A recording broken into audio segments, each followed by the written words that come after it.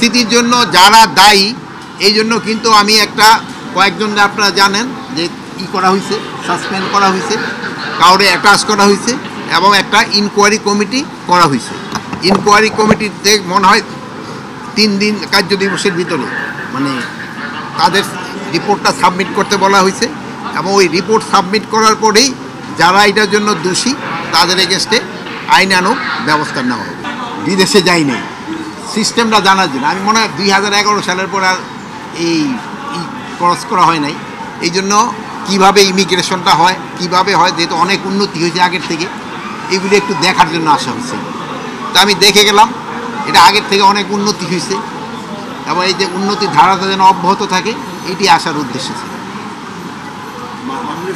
সাধারণ মানুষের যেন দুর্ভোগ না হয় এই জন্য কিন্তু আপনারাও ব্যবস্থা করতে, সবাইকে কিন্তু আপনারাও সচেতন করতে পারেন। সবারই দাবি দাওয়াটা যদি রাস্তা ছেড়ে এমন জায়গায় করে যেখানে জনগণের ভোগান্তি না হয় ওই জায়গায় করতে পারলে সবচেয়ে ভালো। এই ব্যাপারে সবচেয়ে বেশি আপনারা আমাদের সাহায্য করতে পারেন। তারা কেউ আইনের আওতায় তাদের শাস্তি পেতেই হবে। ইন্টারপোলের মাধ্যমে আমরা তো চেষ্টা করতেছি। অনেক তো জানেন যে এইটা তো ইন্টারপোল তো আমার কথার সাথে সাথে তো কাজ করবে না। আমি হয়তো মহিদুল্লাহ যদি সাথে সাথে বলি কাজ হবে, কিন্তু ওইটা তো আর আমার আন্ডারে না। ওইটা তারা সময় হয়তো তারা তাদের আইন কানুন মতো তারা ব্যবস্থা নেয়। আমাদের কাছে এরকম কোনো নিষেধাজ্ঞা পাঠাইছে কিনা আমি জানি না। বিভিন্ন মিডিয়া ছাপা হয়েছে, বিভিন্ন মিডিয়ায় তো অনেক সময় ভাই আপনি অনেক কথা একটা শোনেন, অনেক কথা বলে, কিন্তু আমার কাছে এই ব্যাপারে কোনো কিছু নাই। আপনি যেহেতু বললেন আমি আবার ইনভেস্টিগেশন করে দিই। সাধারণ মানুষের যেন দুর্ভোগ না হয় এই জন্য কিন্তু আপনারাও ব্যবস্থা করতে, সবাইকে কিন্তু আপনারাও সচেতন করতে পারেন। সবারই দাবি দাওয়াটা যদি রাস্তা ছেড়ে এমন জায়গায় করে যেখানে জনগণের ভোগান্তি না হয় ওই জায়গায় করতে পারলে সবচেয়ে ভালো।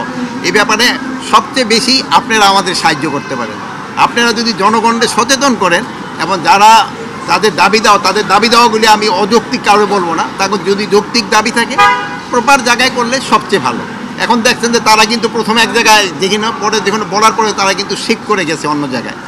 এখন ওই জায়গায় তো কিছুটা জনভোগান্তি হচ্ছে, তারপরে ওনারা কিন্তু ওই অ্যাম্বুলেন্স এবং গাড়ি ঠাড়ি যাওয়ার জন্য কিন্তু এরা সুযোগ করে দিচ্ছে। এসপি অফিস থেকে যদি স্বরাষ্ট্র মন্ত্রণালয়ে কোনো কাগজ পাঠাইছে আমার জানা নাই। এই জন্য কিন্তু একটা ইনকোয়ারি কমিটি করা হয়েছে, যেহেতু ইনকোয়ারি কমিটিটা এটা পুঙ্খানুপুঙ্খানু দেখে এটার বিরুদ্ধে একটা আইনানুগ ব্যবস্থা নেওয়ার জন্য বলবে এবং এটার জন্য যারা দোষী তারা কেউ আইনের আওতায় তাদের শাস্তি পেতেই হবে। ইন্টারপোল প্রক্রিয়া সবসময় জারি আছে, আপনারা জানেন। ইন্টারপোলের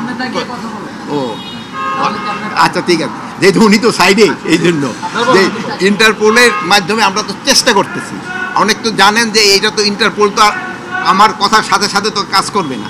আমি হয়তো মহিদুল্লাহ যদি সাথে সাথে বলি কাজ হবে, কিন্তু ওইটা তো আর আমার আন্ডারে না। ওইটা তারা সময় হয়তো তারা তাদের আইন কানুন মতো তারা ব্যবস্থা নেয়।